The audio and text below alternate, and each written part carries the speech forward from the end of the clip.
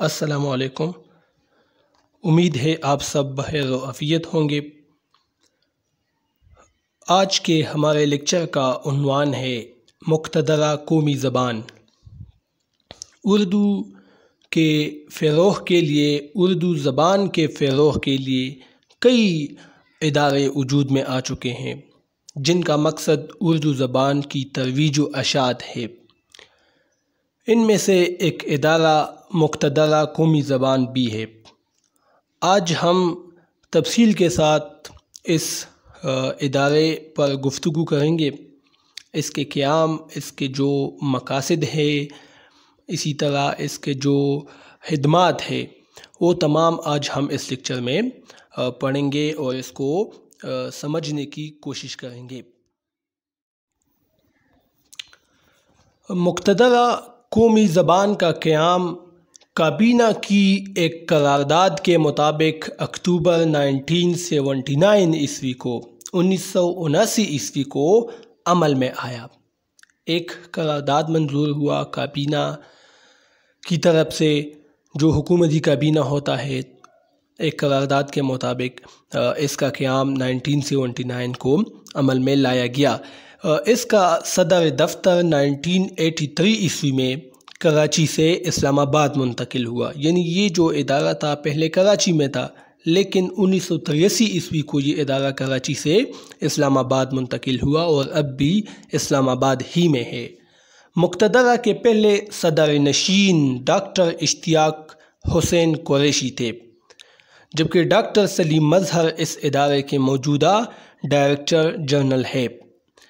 Doctor Ayub صابر نے اپنی کتاب پاکستان میں اردو کے ترقیاتی ادارے، اس کتاب میں ڈاکٹر ایوب صابر نے اس ادارے کے مقاصد کچھ یوں بیان کیے ہیں۔ یعنی اس ادارے کے جو مقاصد ہیں وہ ڈاکٹر ایوب صابر نے اپنی کتاب پاکستان میں اردو کے ترقیاتی ادارے، اس میں وہ مقاصد انہوں نے بیان کیے ہیں۔ کون کون سے مقاصد ہیں، اب ہم اس کو پڑھتے ہیں۔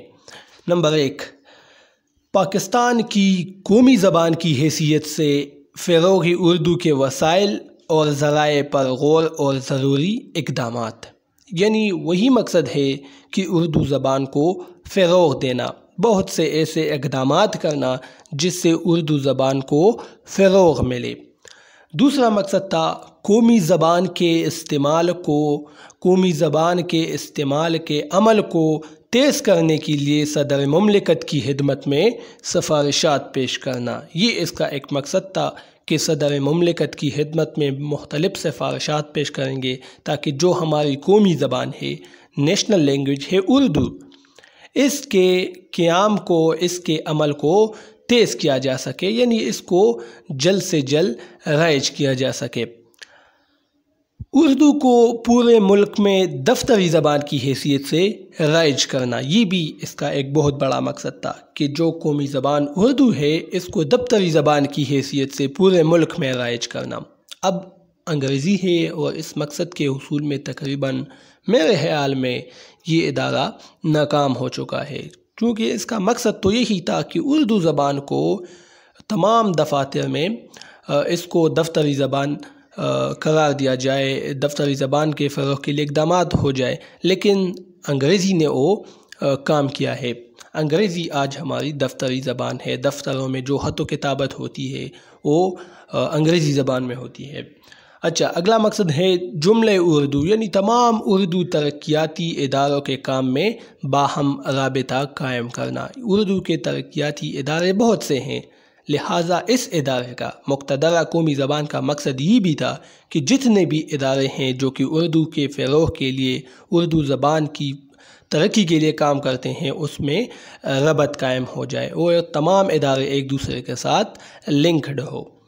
تو ایک اور مقصد یہ بھی ہے کہ سرکاری ملازمتوں کے لیے وفاقی اور صوبائی کمیشنوں کے تعاون سے اردو کو مقابلے کے امتحانات کی زبان کے طور پر اختیار کرنے میں آسانیاں پیدا کرنا۔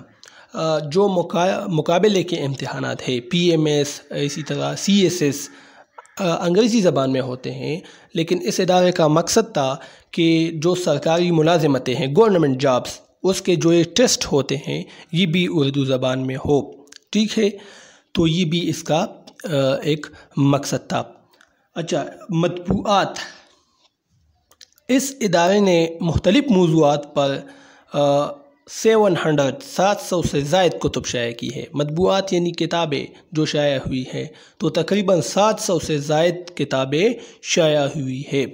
اب اور بھی یہ تعداد بڑھ چکی ہوگی، تو 700 میں سے 100 کے قریب مختلف لغات و فرہنگ شامل ہے، یعنی 700 کتابیں ہیں جن میں تقریباً 100 کے قریب لغت اور فرہنگ کی کتابیں شامل ہے۔ ان لغات میں قومی انگریزی اردو لغت، قانونی انگریزی اردو لغت اور فرہنگ تلفظ قابل ذکر ہیں۔ یہ تمام ڈکشنریز کے نام ہے۔ قومی انگریزی اردو لغات یعنی انگریزی سے اردو میں اور اردو سے انگریزی میں، یہ ایک ڈکشنری تھی۔ قانونی انگریزی اردو لغت، قانون کے حوالے سے جو ڈکشنری ہے، تو یہ تمام ڈکشنریاں یہ قابل ذکر ہیں۔ یہ لغات ادارے کے آن لائن استفادے کے لیے بھی اب دستیاب ہیں، یعنی آن لائن بھی آپ اب اس کو حاصل کر سکتے ہیں، PDF فارم میں موجود ہے۔ کتب خانہ یعنی لائبریری، اس ادارے کا کتب خانہ 52,000 سے زائد کتب پر مشتمل ہے۔ کتابوں کے علاوہ 18,000 سے زائد رسائل و جرائد کا وسیع ذخیرہ بھی موجود ہے۔ ان کتابوں میں لغت، اصطلاحات، تحقیق اور ساتھ ساتھ جامعہ عثمانیہ حیدرآباد دکن کا وسیع ذخیرہ بھی اس میں موجود ہے۔ جو جامعہ عثمانیہ یونیورسٹی تھی حیدرآباد دکن میں، تو اس میں تو بہت سی کتابیں تھیں، دار ترجمہ تھا، وہاں پر مختلف زبانوں کے تراجم اردو زبان میں ہوتے تھے تاکہ اس کو اس یونیورسٹی میں پڑھایا جا سکے، جامعہ عثمانیہ میں اسٹوڈنٹ کو یہ کتابیں پڑھائی جا سکے۔ تو چونکہ پھر پاکستان وجود میں آیا، ہندوستان وجود میں آیا، تو چونکہ یہ دکن میں تھا اور وہ علاقہ انڈیا میں چلا گیا، تو اسی وجہ سے پھر یہ جو جامعہ عثمانیہ تھا یہ پھر ختم ہو گیا۔ تو وہاں کی جو کتابیں تھیں وہ بھی یہاں کی لائبریری، مقتدرہ قومی زبان کی جو لائبریری ہے، کتب خانہ ہے، وہ بھی اس میں موجود ہیں۔ اخباری اردو، یہ ایک ماہنامہ تھا، یعنی 1 مہینے بعد یہ شائع ہوتا تھا۔ یہ ادارہ 1981 عیسوی سے ایک جریدہ اخباری اردو بھی شائع کرتا ہے۔ اس اشاعت کا مقصد قومی زبان کے مسائل، لسانی مباحث اور دیگر تحقیقی موضوعات پر تحریر شائع کرنا ہے، یعنی یہ ایک ماہنامہ تھا، 1 مہینے کے بعد یہ شائع ہوتا تھا۔ اس میں مختلف اہل علم، اہل قلم اردو زبان اور ان کے مسائل کے حوالے سے لکھتے تھے اخباری اردو اس ماہنامے میں۔ تو یہ جو جریدہ ہے اخباری اردو، یہ بھی 1981 سے شائع ہوتا چلا آ رہا ہے۔ تو یہ آج کا لیکچر تھا۔